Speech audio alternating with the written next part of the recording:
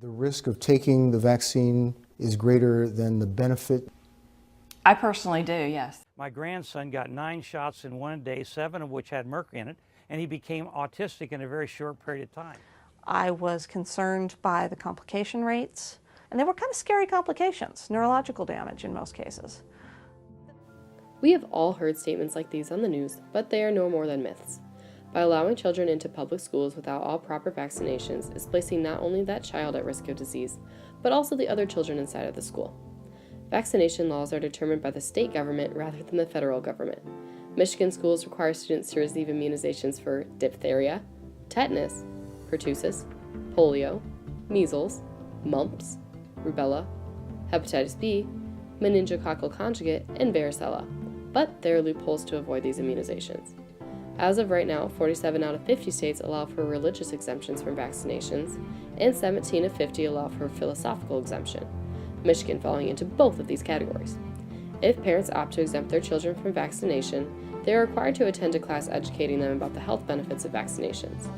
Though this class has lowered the amount of people who opt for these exemptions should not even be a choice. Both philosophical and religious exemptions are hard to define as they are not based on fact, and should be banned as allowing for children to go to school unvaccinated is dangerous for the entire community. To begin, people often do not understand how vaccines work, leading to them distrusting vaccinations simply because they are unaware of what they actually do. Vaccines are made of very small traces of dead or extremely weak germs that imitate an actual pathogen.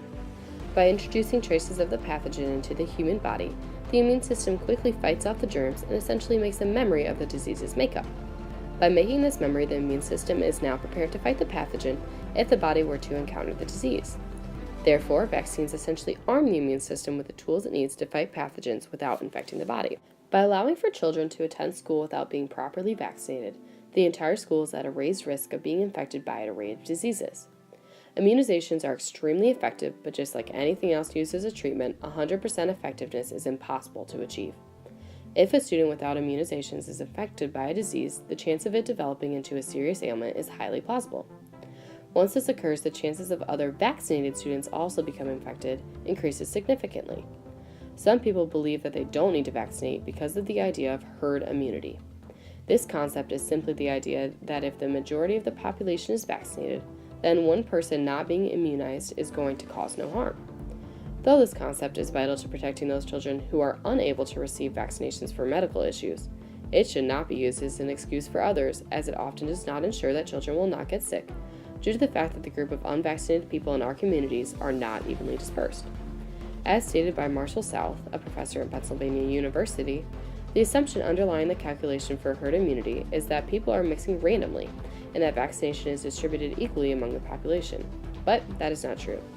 There are communities whose members are much more likely to refuse vaccination than others. Some of these areas include places with high levels of rural communities with average vaccination rates falling 16% lower than those areas that are highly urbanized. As this lack of randomization of vaccinating shows, the idea of herd immunity is not accurate, and if people continue to use herd immunity as a safety net, more and more children will continue to grow sick as the vaccination levels will only decrease. One of the most common diseases that can be vaccinated for is measles. This disease is hard to stop because it is spread through the air and can live in the air for up to 2 hours. Also, as is stated by the Centers for Disease Control and Prevention, measles is so contagious that if one person has it, 90% of the people close to that person who are not immune will also become infected. In 2014, there was a huge measles outbreak at Disneyland, leading to 125 cases of the measles between December 28th and February 11th. Of these 125 cases, only 1% had received all 3 measles vaccinations. If all of these people had been vaccinated, the outbreak could have easily been avoided, yet people all throughout the United States continue to not get immunized. In 2015, 32.4% of children aged 19 to 35 months in the state of Michigan were missing at least one of the recommended vaccinations mentioned previously. Children are much more likely to fall seriously ill, as their immune systems have not yet been exposed to germs, and therefore have no way of knowing how to fight off pathogens. By failing to vaccinate children, we endanger their health and continue to increase the chances of disease outbreaks in our community. Finally, by allowing people to avoid vaccinating their children, we are allowing for them to place their children in harm's way based solely on personal beliefs. Though having religious and philosophical beliefs can prove to be very important in life, these beliefs should not play part in determining whether or not a child should be vaccinated. Some of these common beliefs, as mentioned in the beginning interviews, have been proven completely false. One of these common ideas is the conclusion that autism is caused by vaccines. This startling idea has caused widespread panic and has increased the number of unimmunized children in the United States. This is a prime example as to why personal beliefs should play no part in determining if a child is vaccinated. When parents choose to not vaccinate their children, they are infringing on other community members' rights to live safely, as they are at an increased risk of becoming infected with pathogens. Vaccinations can save lives, and by allowing people to just opt out of immunizing their children, we are placing our future generations in grave danger. It is time our society stops treatable disease for good by telling our government that vaccinations should not be a choice, but a necessity.